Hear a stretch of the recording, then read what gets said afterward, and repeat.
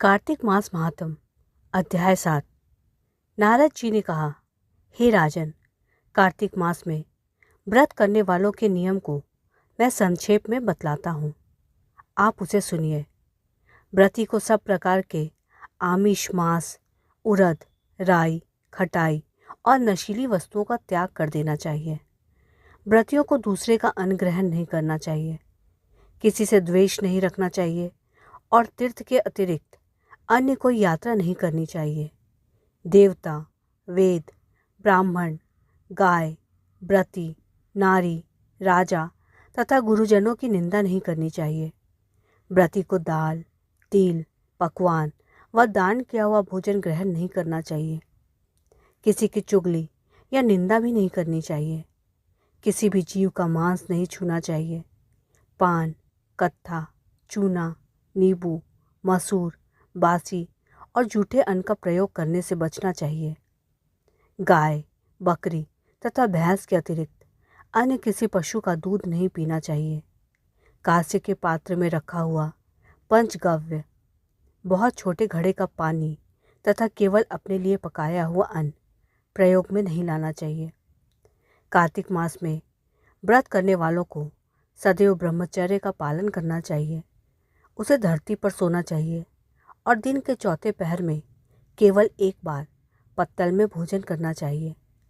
व्रती कार्तिक मास में केवल नरक चतुर्दशी, जिसे छोटी दीपावली भी कहा जाता है, के दिन ही शरीर में तेल लगा सकते हैं।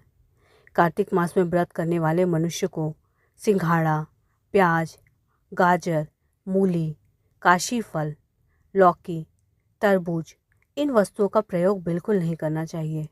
रजस्वला, चांडाल, पापी, मलेच्छ, पतित, व्रतहीन, ब्राह्मण द्रोही और नास्तिकों से बातचीत नहीं करनी चाहिए।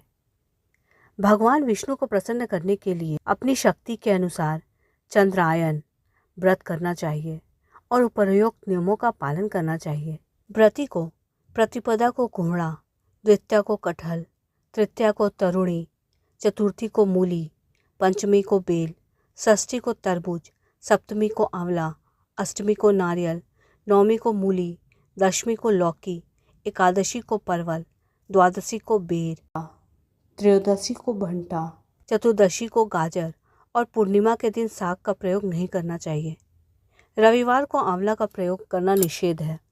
विधि पूर्वक कार्तिक मास में व्रत करने वाले मनुष्यों को देखकर यमदूत भाग जाते हैं, जैसे सिंह की गर्जना से हाथी भाग जाते हैं। कार्तिक मास का व्रत सभी व्रतों में श्रेष्ठ है। इसके अतिरिक्त जितने भी व्रत यज्ञ हैं, वह हजारों की संख्या में किए जाने पर भी इसकी तुलना नहीं कर सकते। जिस प्रकार एक राजा की रक्षा उसके अंगरक्षक करते हैं, उसी प्रकार कार्तिक मास का व्रत करने वाले की रक्षा भगवान विष्णु की आज्ञा से इंद्र आदि देवता करते हैं। व्रती मनुष्य जहाँ कहीं भी रहता है, वहीं पर उसकी पूजा होती है, उसका यश फैलता है। उसके निवास पर भूत, पिशाच आदि नहीं रह पाते। नकारात्मकता दूर रहती है उनसे।